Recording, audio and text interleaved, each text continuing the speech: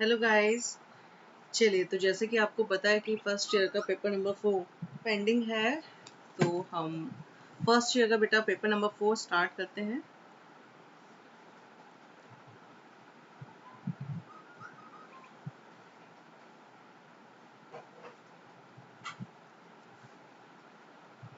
Paper 4, ठीक है। आप सबको ही पता है बेटा, इस पेपर ये जो पेपर 4 है ये इंग्लिश मीडियम में अवेलेबल नहीं है। इस बुक का नाम है बेटा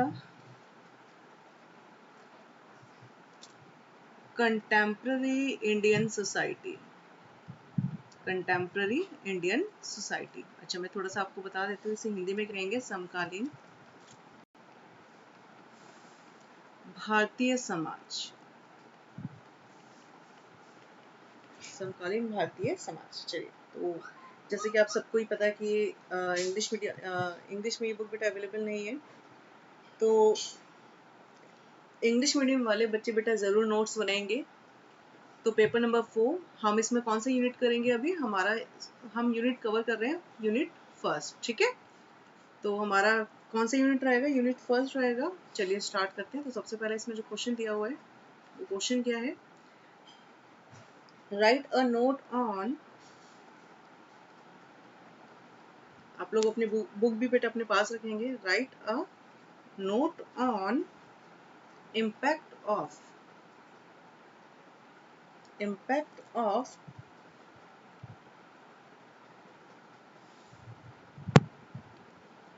colonization, इसको उपनिवेशवाद भी कहते हैं, related policies on Indian politics,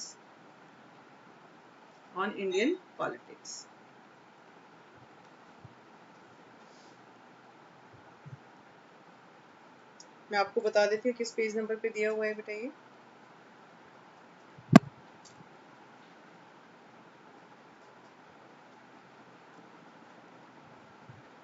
बेटा ये पेज नंबर 3, यूनिट फर्स्ट का फर्स्ट क्वेश्चन ही अभी हम कवर करेंगे। Page number 3, impact of colonialism on Indian society and economy and polity, ठीक है। तो भारतीय, हिंदी में एक क्वेश्चन का क्या मतलब हुआ? भारतीय समाज तथा राजनीति पर उपनिवेशवाद के प्रभाव का वर्णन कीजिए। तो हम इसका बेटा आंसर कंटिन्यू करते हैं। तो बेसिकली कॉलोनाइजेशन का क्या मतलब होता है? ये इसे हम बोलते हैं उपनिवेशवाद। उपनिवेशवाद का क्या मतलब हुआ कि जब एक कंट्री दूसरी कंट्री को किसी भी अपने फायदे के लिए उसके रिसोर्सेज को यूज करती है, तो वो एक तरीके से वो जो कंट्री है जो गुलाम होती है वो उसका उपनिवेश बन जाता है, ठीक है।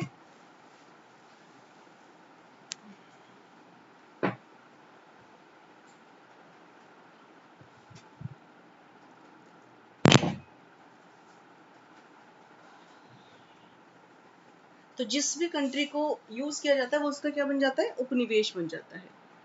तो जैसे मान लीजिए हम लोगों पे आप सबको ही पता है ब्रिटेन ने कई सालों तक राज किया। तो इंडिया जो था उस ब्रिटेन के लिए क्या था बेटा? उपनिवेश था। उपनिवेश मतलब जिसको लाभ के लिए, ट्रेडिंग के लिए, है ना, इन चीज़ों के लिए यूज किया जाता है।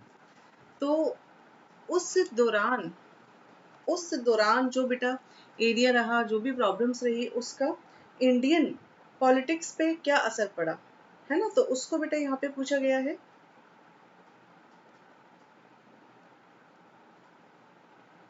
तो ठीक है, स्टार्ट करते हैं। तो हेडिंग रहेगी the impact of colonization on Indian society. तो पहला इसमें जो पॉइंट जाएगा, दैट इज पहला पॉइंट जाएगा वेस्टर्न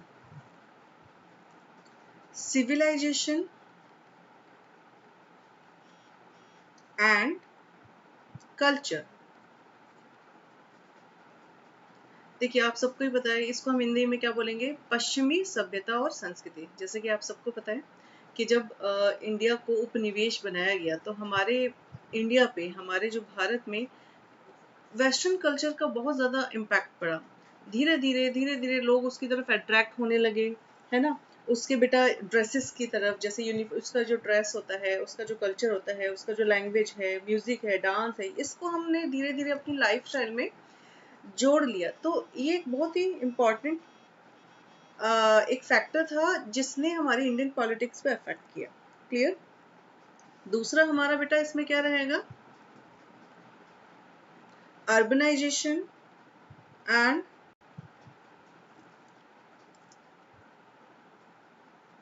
इंडस्ट्रियलाइजेशन,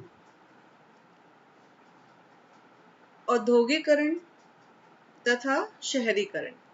तो धीरे धीरे क्या होगा बेटा, क्योंकि आप देखा कि भाई धीरे धीरे इंडिया में ब्रिटिश जो कल्चर था वो इस्टेब्लिश होता जा रहा था, और बहुत ही तेजी से, बहुत ही रैपिडली बेटा जो इंडस्ट्रियल प्रोसेस था, धीरे धीरे बेटा जगह जगह पे कारखाने लग रहे थे, औद्योगिक फैक्ट्रियां लग रही थी, जिसकी वजह से भी हमारे रहन सहन में, हमारे काम करने के तरीके में बहुत ज्यादा चेंजेस आए। ठीक है? थर्ड पॉइंट हमारा क्या रहेगा? मॉडर्नाइजेशन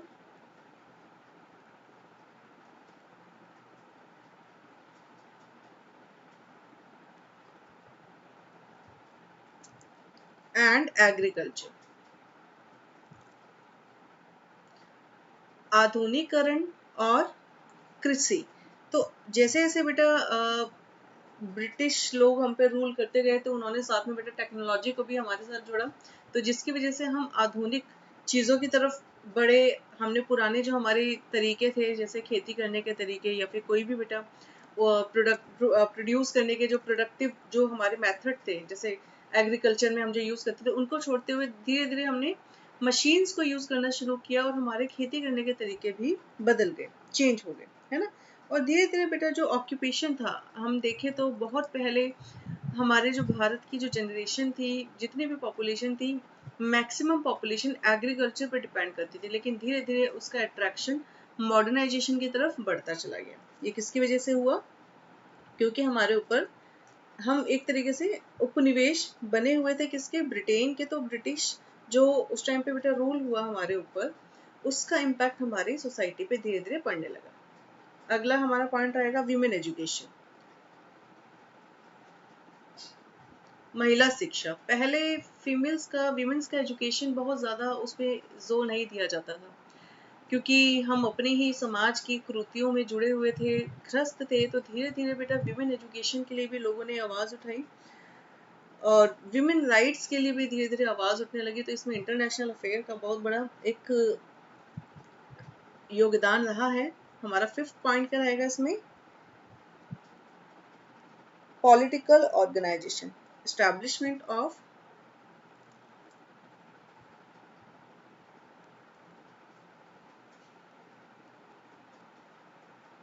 पॉलिटिकल ऑर्गेनाइजेशन, राजनीतिक संगठन की स्थापना। और धीरे धीरे बेटा आपने पढ़ा ही होगा, सिंडिकेट कांग्रेस में पढ़ा होगा, कांग्रेस का एस्टैब्लिशमेंट हुआ, और अदर पार्टीज का एस्टैब्लिशमेंट होना स्टार्ट हुआ।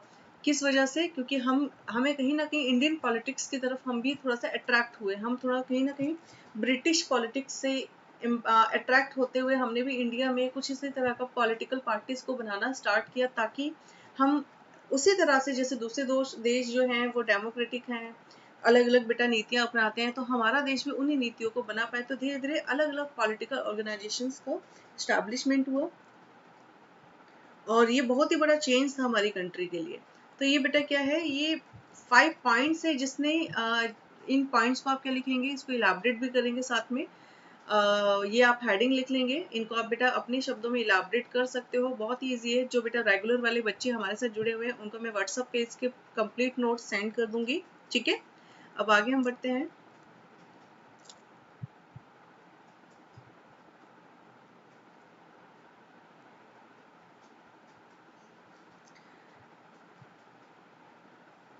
अब हेडिंग रहेगा बेटा changes in Indian society.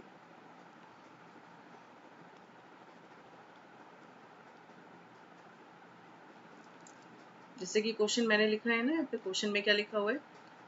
Right a short note of colonization related politics on Indian policies on Indian politics. ठीक है, और इसके बाद अगला क्वेश्चन जो हमारा रहेगा, क्वेश्चन लिख लीजिए।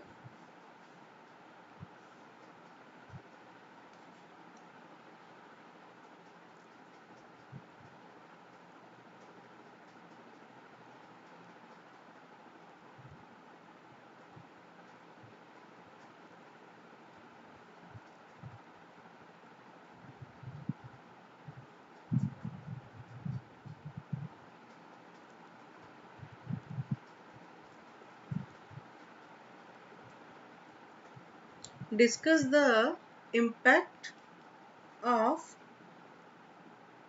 discuss the impact of colonialism on Indian society और changes in society। ठीक है, हिंदी में रहेगा बेटा इसका क्वेश्चन कि भारतीय समाज में परिवर्तन पर उपनिवेश का क्या प्रभाव पड़ा, इसकी चर्चा कीजिए। इसकी चर्चा कीजिए। चलिए बेटा इसका हम आंसर शुरू करते हैं।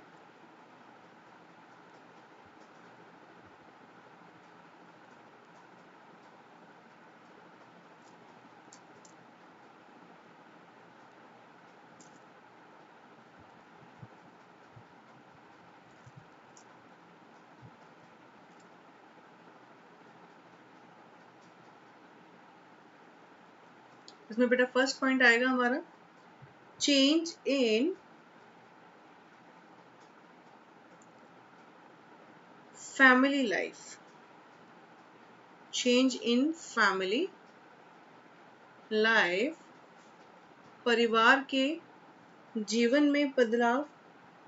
परिवार के जीवन में बदलाव, इसका क्या मतलब हुआ कि पहले क्या था, पहले फैमिली लाइफ क्या होती थी कि कोई भी एंटरटेनमेंट का सोर्स नहीं था, आप आपस में एक दूसरे से जुड़े रहते थे। लेकिन धीरे धीरे उनके परिवार की लाइफ में चेंजेस आया, उन्होंने एक्सटर्नल जो एंटरटेनमेंट के सोर्सेस है उनको अपनी लाइफ में यूज करना शुरू किया।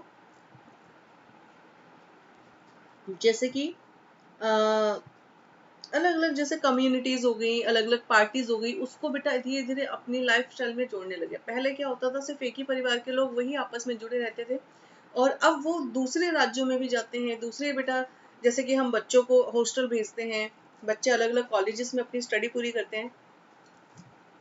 तो हमने अपनी लाइफ स्टाइल में हमारे जो चेंजेस आए हैं, ये एक बहुत ही बड़ा इम्पैक्ट है किसका, ब्रिटिश रूल का हमारे ऊपर। दूसरा बेटा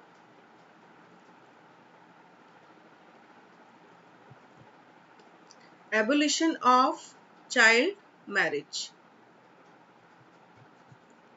बाल विवाह पर रोक। धीरे धीरे बेटा हमारे समाज की जो कुरीतियां हैं, बुराइयां हैं, जैसे बाल मजदूरी हुआ, बाल विवाह हुआ, इन पे धीरे धीरे रोक लगने लगी। तो दूसरा बेटा ये चेंज आया हमारे समाज में। तीसरा आया बेटा डोरी सिस्टम,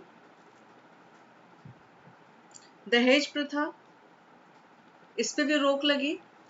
अब आज के टाइम में बेटा दहेज लेना बहुत ही बड़ा अपराध है, उसके लिए सख्त कानून बना दिए गए हैं, है ना।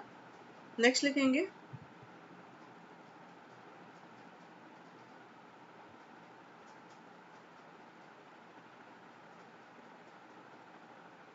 Conversion in religion. जैसे कि आपको पता ही बेटा धर्म परिवर्तन बहुत ज्यादा हो रहा है। ये धर्म परिवर्तन थोड़ा सा मैं हिस्ट्री बताऊंगी। आप सबको पता है कि जिस टाइम पे हमारे यहाँ मैकॉले रिपोर्ट आया था, तो उस टाइम पे मैकॉले रिपोर्ट के आने के दौरान मिशनरीज के लिए बेटा रास्ते खोल दिए गए थे। रास्ते मतलब मिशनरीज जो होते हैं, मिशनरीज कौन होते हैं, जो क्रिश्चियनिटी को फैलाते हैं, उसको बेटा एक तरीके से उसका प्रचार करते हैं क्रिश्चियनिटी का। तो जब मिशनरीज बेटा हमारे देश में आए, तो उनको कहा गया था कि आप अपने वेस्टर्न कल्चर को ज्यादा से ज्यादा प्रमोट कीजिए। तो वो अभी तक हमारे ऊपर बेटा हावी है। आज भी बेटा जो अलग अलग रिलीजन के लोग हैं, वो धीरे धीरे क्रिश्चियनिटी की तरफ अट्रैक्ट हो रहे हैं। तो इसका बहुत ही बड़ा रीजन क्या है, क्योंकि हमारे ऊपर ब्रिटिश रूल रहा, और ब्रिटिश लोगों का बेटा जो रिलीजन था वो क्रिश्चियनिटी था, क्रिश्चियन रिलीजन था, तो धीरे धीरे उसको बेटा हमारे ऊपर आज थोपा गया, और आज भी बेटा रिलीजन में क्या हो रहा है, चेंजेस हो रहा है, रिलीजन को कन्वर्ट किया जा रहा है। आगे बढ़ते हैं। Changes in social life,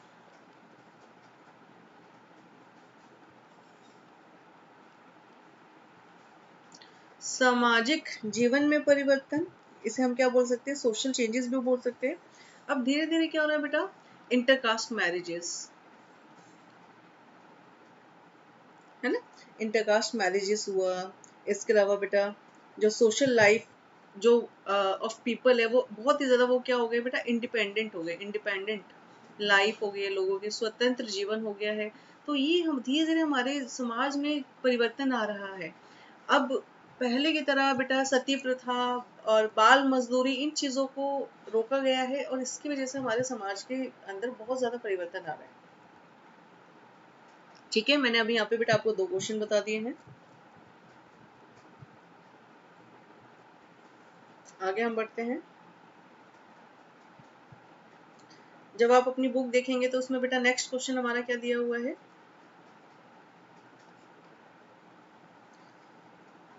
explain the revolts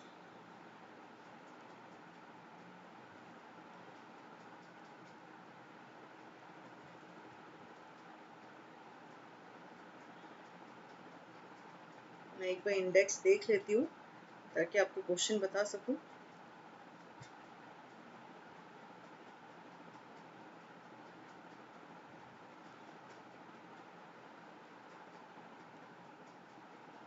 next question बेटा इसमें दिया हुआ है,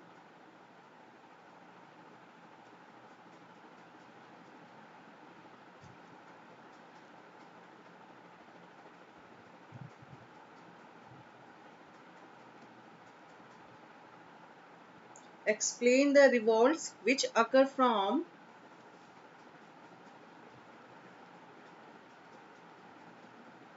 explain the revolts which occur from 1757 to 1857। सन 1857 से पहले होने वाली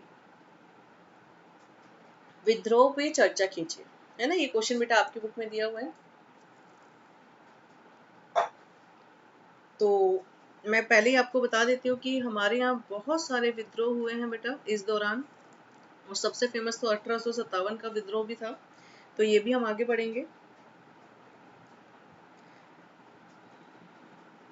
तो इसमें हम सबसे पहले बेटा जो अलग अलग रिवॉल्ट्स की बात करूँ तो हम यहाँ पे बेटा अलग अलग विद्रोह के बारे में पढ़ते हैं। पहला विद्रोह था सिविल रिवॉल्ट्स।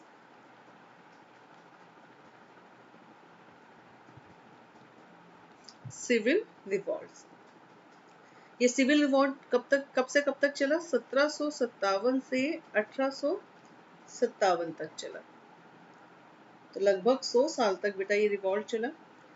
अब यहाँ पे जो सिविल रिवॉल्ट्स किस वजह से हुए थे बेटा, जैसे नवाब जो किंग होते हैं, जो जैसे कि पहले क्या था, पूरा भारत तो एक था नहीं, पूरे भारत में बेटा अलग अलग राज्यों के नवाब होते थे, किंग होते थे।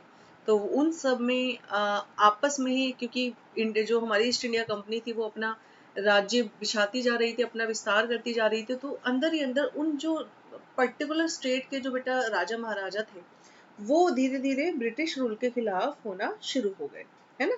तो इसमें पहला पॉइंट क्या आ जाएगा, nawabs and Kings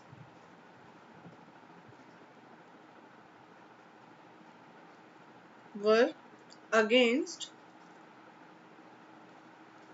to British rule. किस वजह से थे उस टाइम पे, एक और चीज था कि जो ब्रिटिशर्स थे ये टैक्स लेते थे, है ना, हर स्टेट के किंग से टैक्स लेते थे। उस टैक्स का जो मात्रा था बेटा बहुत ज्यादा था, जो कि उनको चुकाना बहुत मुश्किल हो जाता था। तो इसीलिए धीरे धीरे जो नवाब और किंग थे, राजा महाराजा थे, वो उसके खिलाफ होते चले गए। ठीक है, और इसके अलावा दूसरा जो सिविल रिवॉल्ट हुआ वो कहाँ हुआ था, बंगाल में, बंगाल सिविल रिवॉल्ट। बंगाल में सिविल रिवॉल्ट चला बेटा, और बंगाल के साथ साथ बिहार तक भी बेटा इसकी विस्तार होता गया, और अराउंड बिहार और बंगाल में 40 सिविल रिवॉल्ट्स हुए।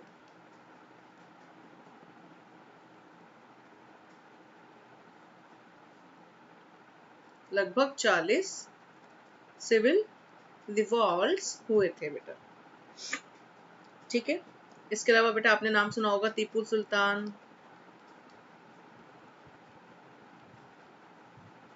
टीपू सुल्तान हुए बेटा, वजीर अली,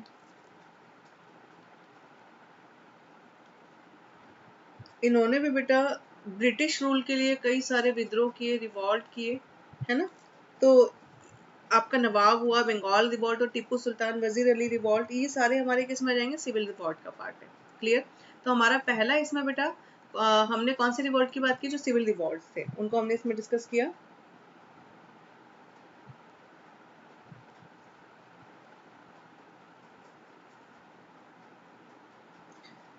अब दूसरे रिवॉल्ट हमारा क्या था बेटा, ट्राइबल रिवॉल्ट। पहला हमने पढ़ा सिविल रिवॉल्ट, अब दूसरा क्या है, ट्राइबल रिवॉल्ट्स। जनजाति विद्रोह आपने सुना होगा ना, वर्सप मुंडा, पहाड़ी रिवॉल्ट, बहुत सारे रिवॉल्ट हुए थे। हो राइजिंग, हो एक कम्युनिटी थी जो ट्राइबल कम्युनिटी थी, उसने बेटा अपने आदिवासी समूहों को बचाए रखने के लिए, उसको नुकसान ना पहुंचाए, उनकी संस्कृति को बचाने के लिए उन्होंने बेटा क्या किया, रिवॉल्ट किए, विद्रोह किए। तो ट्राइबल कम्युनिटी में हम कौन कौन से बेटा रिफॉर्म्स की बात करेंगे, रिवॉल्ट की बात करेंगे। हो क्या है, एक कम्युनिटी है, ट्राइबल कम्युनिटी है, हो रिवॉल्ट। दूसरा हमारा बेटा पहाड़ी रिवॉल्ट, पहाड़ी रिवॉल्ट जिसे हम खासी मूवमेंट भी कहते हैं, खासी मूवमेंट। ठीक है, ये सब बेटा दिया हुआ है। जमीनों के लिए, है ना, जमीनों के लिए बेटा, और क्योंकि ब्रिटिश रूल क्या कर रही थी, वो उस एरिया में जहाँ पे ये जो ट्राइबल कम्युनिटीज थे ये रहते थे, इनकी बेटा जमीनें थी, धीरे धीरे ब्रिटिशर्स बेटा उस एरिया तक आ रहे थे, उसकी वजह से इन लोगों ने बेटा क्या किया, रिवॉल्ट किया, मतलब उसके खिलाफ हो गए। Kol revolt,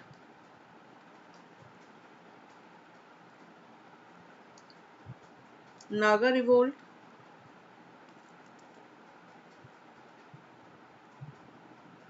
Santhal revolt, Santhali language भी है बेटा हमारी, संथाली भाषा सुना होगा आपने, ट्राइबल लैंग्वेज है जिसको शेड्यूल लैंग्वेज में रखा भी जा चुका है ना। तो ये सारे रिवॉल्ट्स में बेटा ट्राइबल रिवॉल्ट्स में आ जाएगा। तो पहला हमने क्या पढ़ा, पहला हमने बेटा यहाँ पे सिविल रिवॉल्ट्स पढ़े, दूसरा हमने बेटा यहाँ पे क्या लिखे, ट्राइबल रिवॉल्ट्स। ये सारे रिवॉल्ट्स बेटा तकरीबन 1757 से लेकर 1857 तक चले थे।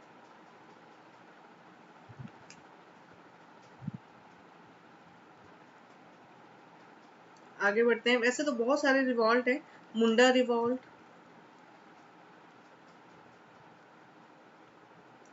बिरसा मुंडा, मैंने जैसे अभी बताया था, बिरसा मुंडा अपनी जमीनों के लिए इन्होंने लड़ाई की थी। तो मुंडा रिवॉल्ट, मुंडा भी क्या है बेटा, कम्युनिटी है, ट्राइबल कम्युनिटी है, ये सारे रिवॉल्ट। ठीक है, तो अभी हमने क्या पढ़ा, फर्स्ट पढ़ा हमने सिविल रिवॉल्ट, सेकंड हो गया हमारा ट्राइबल रिवॉल्ट, थर्ड हमारा क्या रहेगा, पीजेंट मतलब फार्मर्स रिवॉल्ट, किसानों का विद्रोह। तो बहुत सारे विद्रोह हुए थे जिसकी वजह से आज हमें आज़ादी मिली है। तो जितने भी हमारे फार्मर्स थे उनके ऊपर बेटा लगान की मात्रा बहुत ज़्यादा थी, रिवेन्यू उनको चुकाना पड़ता था बहुत ज़्यादा। इस वजह से उन्होंने भी बेटा बहुत सारे रिवॉल्ट किए, बहुत सारे विद्रोह किए। इसमें हम कौन कौन से हैं बेटा, सन्यासी रिवॉल्ट, सन्यासी रिवॉल्ट था बेटा,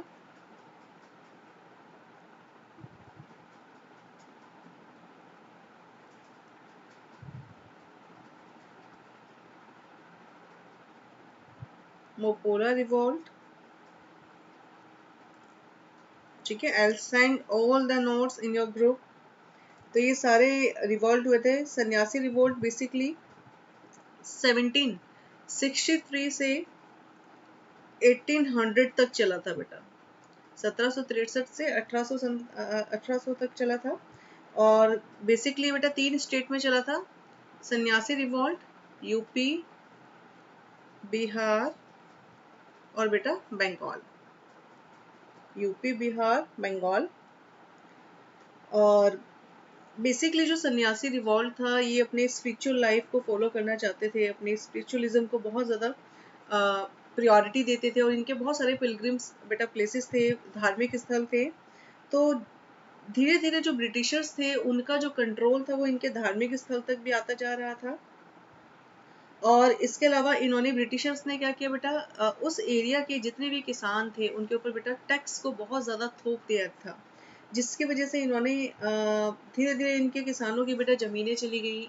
तो इस वजह से ये रिवॉल्ट हुआ था। तो बेसिकली कब से कब तक हुआ था, मैंने यहाँ पे आपको मेंशन कर दिया, ये 3 स्टेट थे।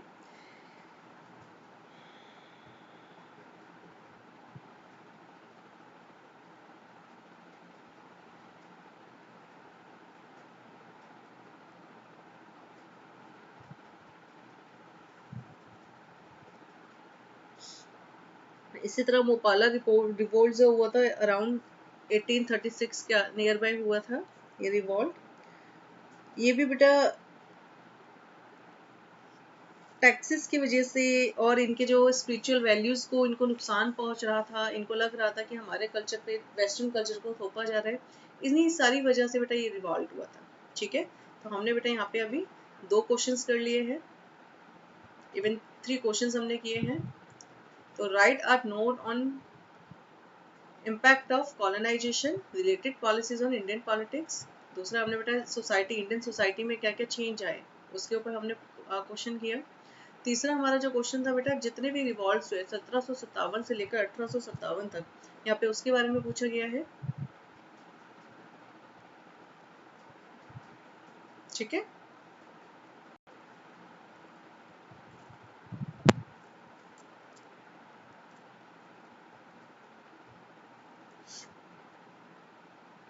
अब अगला यहाँ पे जो क्वेश्चन बेटा पूछा गया है, वो क्वेश्चन में बेटा क्या पूछा गया है कि 1857 का जो बेटा विद्रोह था हमारा, वो किस वजह से हुआ। क्वेश्चन लिखेंगे आप लोग, What were the causes of revolt of 1857? What were the causes of revolt of 1857? 1857 के विद्रोह के क्या क्या कारण थे। तो सबने सुना हुआ है 1857 का विद्रोह बेटा। अब इसके पीछे बहुत सारे रीजंस थे 1857 के विद्रोह के पीछे। जैसे कि आप सबने पढ़ा होगा कि उस टाइम पे बेसिकली जो मेन रीज़न था कि जो हमारे यहाँ जो सैनिक थे, ब्रिटिश जो आर्मी में सैनिक थे वो इंडियंस थे। और उस टाइम पे इस तरह का कारतूस आया था जिसमें कहा जाता है कि जानवरों की चर्बी का प्रयोग किया गया। तो कहीं ना कहीं इससे भी जो लोग थे उन्होंने उस चीज़ को अपोज किया।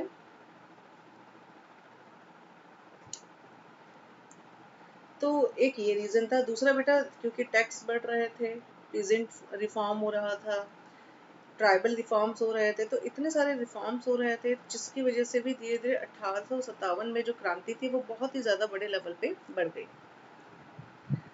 तो हम सबसे पहला इसमें बेटा कहीं ना कहीं हमारे जो इंडियन गवर्नर थे उस टाइम पे, गवर्नर जनरल थे डलहौजी, उनका भी अहम भूमिका रही। तो यहाँ पे बहुत सारे बेटा रीजंस थे। पहला उसमें हम लिखेंगे Lord Dalhousie stopped giving pension to the families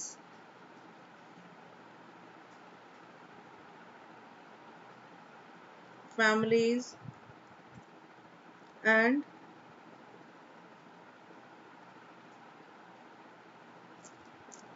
to the families of soldiers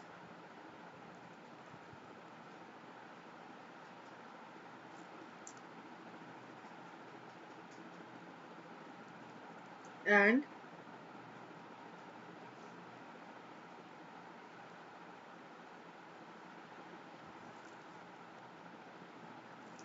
royal families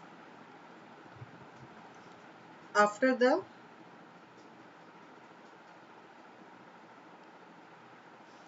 death of Bajirao III, the pension of his son Nawab Sahib was stopped। उस समय पे देखिए, उस समय पे क्या हुआ था, जो हमारी रॉयल फैमिलीज थी, रॉयल फैमिलीज मतलब बाजीराव का नाम आपने सुना होगा, उनकी डेथ के बाद बेटा जो वहाँ के सैनिक थे और जो उनके बेटा करीबी सैनिक थे और जो उनके बेटा बेटे थे, उनको पेंशन दिया जाता था गवर्नमेंट की तरफ से। तो इस पेंशन को क्या किया था उन्होंने, रोक दिया था। पहला रीजन ये था।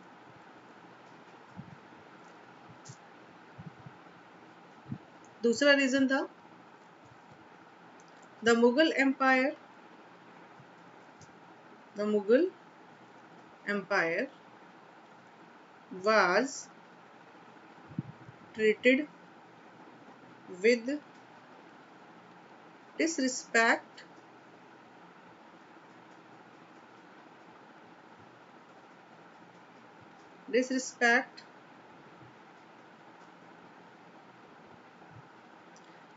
and Britishers stopped giving gifts to Mughal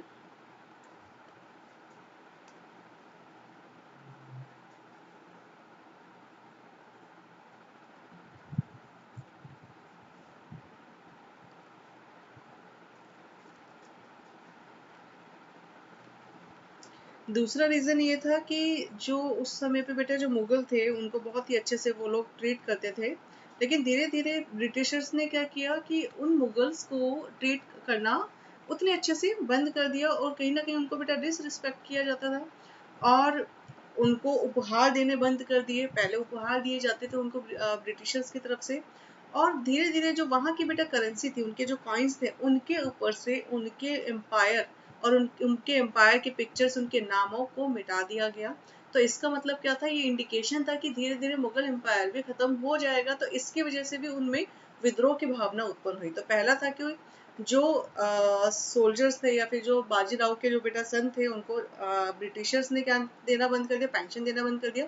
दूसरा रीजन, मुगल एम्पायर के साथ इज्जत के साथ बात नहीं होती थी, ब्रिटिशर्स ने उनको उपहार देने बंद कर दिए और उनके सिक्कों के ऊपर से, वहां पे जो कॉइन्स बेटा छपते थे, उनके ऊपर से उनके नाम या पिक्चर्स को छापना बंद कर दिया।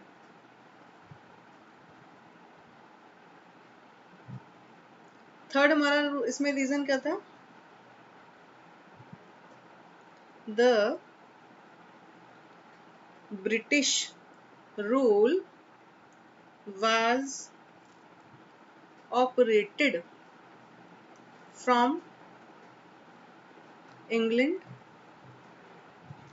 in India.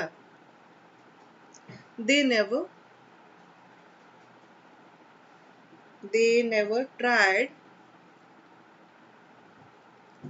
to mix with Indians, mix with Indian culture। तो तीसरा रीजन ये था कि जैसे कि इंडिया का कल्चर बहुत अलग था और ब्रिटिशर्स का कल्चर में बहुत ज़्यादा गैप था दोनों के कल्चर में। तो जो इंग्लैंड में जो रूल होता था, वो सीधा सीधा उसका ऑर्डर कहाँ से आता था, ब्रिटिशर मतलब इंग्लैंड से आता था। और इसीलिए उन्होंने कहीं भी इंडियन कल्चर को एक तरीके से प्रायोरिटी नहीं दी और अपने कल्चर को हमारे ऊपर थोपना शुरू किया। तो इसकी वजह से भी लोग उसके खिलाफ हो गए थे। तो ये भी एक रीजन था 1857 के विद्रोह के पीछे।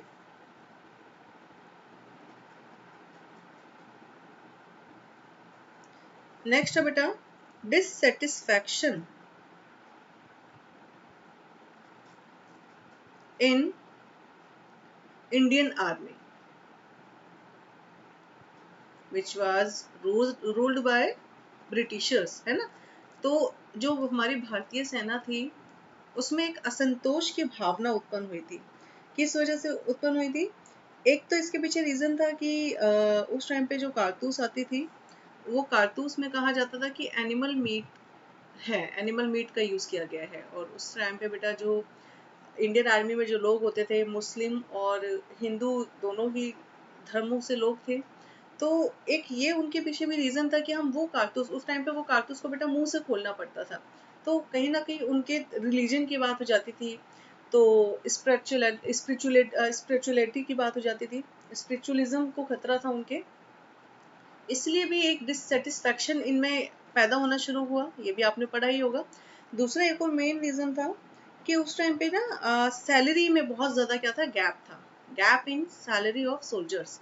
जैसे मान लीजिए इंडियन आर्मी में कुछ ब्रिटिशर्स होते थे, ब्रिटिश सोल्जर्स होते थे, कुछ इंडियन सोल्जर्स होते थे, मतलब भारतीय सैनिक भी थे और अंग्रेजी भी थे। तो जो भारतीय सैनिक थे उनको केवल महीने के 9 रुपए दिए जाते थे अराउंड, लेकिन जो अंग्रेज थे, जो ब्रिटिशर्स थे, उनको महीने के 70 रुपीज दिए जाते थे, 70 रुपए दिए जाते। तो इनकी सैलरी में बहुत बड़ा गैप था। इसकी वजह से भी बेटा एक डिससेटिस्फैक्शन उत्पन्न होने लगा इंडियन आर्मी के बीच। ये भी एक बहुत बड़ा रीजन था किसके लिए, हमारे 1857 का जो हमारे यहाँ विद्रोह हुआ था उसके पीछे। ठीक है, मैंने यहाँ पे बहुत सारे रीजन आपको बताए हैं। और इसका एक और रीजन ये था कि धीरे धीरे क्रिश्चियनिटी फैल रही थी, हमारे ऊपर थोपी जा रही थी, तो उससे भी लोग असंतोष थे, है ना। तो हमारे यहाँ मतलब बेसिकली एक तरीके से बहुत ज्यादा स्प्रेड किया जा रहा था क्रिश्चियनिटी, तो इससे भी लोग बहुत ज्यादा सेटिस्फाइड नहीं थे। तो ये सारे बेसिक रीजंस थे जिसकी वजह से 1857 का रिवॉल्ट हुआ। ठीक है ना बच्चे। तो अभी मैंने आपको बेटा यहाँ पे 4 क्वेश्चंस करवा दिए हैं। मुझे लगता है अभी तक आपको कुछ तो समझ आया होगा। देखा जाए तो बेटा ये बुक बहुत आसान है। आपको बस क्या ध्यान देना है, आपको कुछ चीज़ों का ध्यान रखना है कि जितने भी हमने बेटा यहाँ पे चीज़ें पढ़ी हैं, या आपने बेटा 9th और 10th की जो एसएसटी की बुक्स है ना, 9th 10th इनमें ये सब दिया हुआ है। तो अगर आप थोड़ा सा अपना पीछे चीज़ों को याद करोगे, अपना थोड़ा सा अपना एसएसटी के सब्जेक्ट की तरफ जाओगे, तो ये सारी चीज़ें आपको याद आ जाएगी। तो हमने यहाँ पे बेटा बेसिकली कुछ क्वेश्चंस 4 क्वेश्चंस कर लिए हैं। तो नेक्स्ट जब भी हमारी क्लास होगी तो आई ट्राई कि कुछ आंसर्स में टाइप कर सकूं अगर मेरे पास टाइम रहा तो, अदरवाइज हम इसी तरह से बेटा क्वेश्चंस को कंप्लीट करेंगे। तो आज हमने बेटा पेपर 4 किया है। पेपर 4 का नाम क्या है, कंटेम्प्रेरी इंडियन सोसाइटी, उसका हम यूनिट 1 कर रहे हैं। ठीक है, हमने यहाँ पे क्वेश्चन नंबर 1 कंप्लीट किया। क्वेश्चन नंबर 2, अगर बेटा आपसे पूछेंगे कि इंडियन सोसाइटी में क्या चेंज आया, तो ये आंसर लिखोगे, है ना। और वहीं पे और पूछा जाए कि इंडियन पॉलिटिक्स में क्या चेंज आया, इंडियन कल्चर में क्या चेंज आया, तो आप धीरे धीरे इन सारे पॉइंट्स को लिख सकते हो।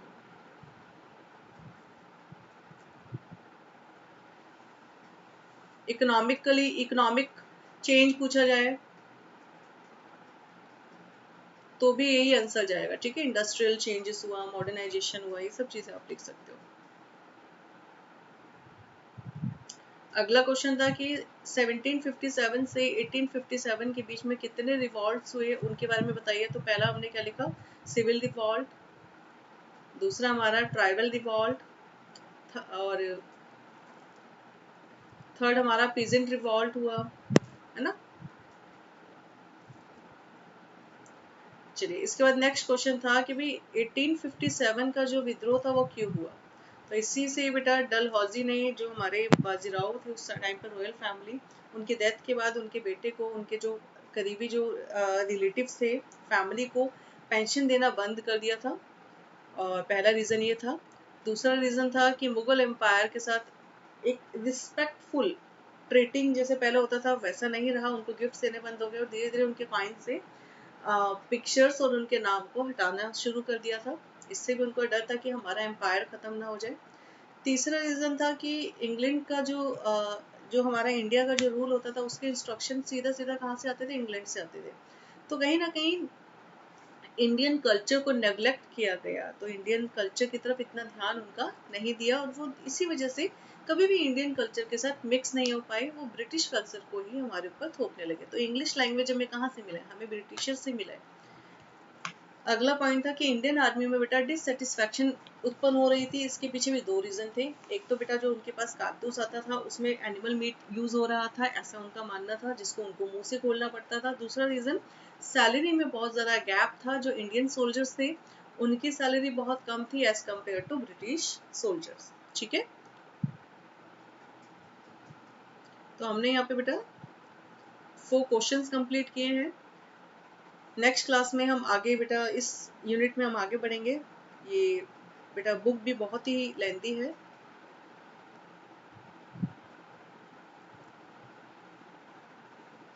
ठीक है बच्चे, आप लोग अपना ध्यान रखिए। नेक्स्ट क्लास में मिलते हैं। Take care, bye bye. I try कि नेक्स्ट क्लास में हम लोग लाइव क्लास ले पाएँ। थोड़ा सा इश्यू है नेटवर्क का, इस वजह से लाइव क्लास नहीं हो पा रही है। तो कोशिश करते हैं नेक्स्ट क्लास में हम लोग बेटा लाइव क्लासेस ले पाएँ। चलिए बेटा, thank you so much. Next class में मिलते हैं।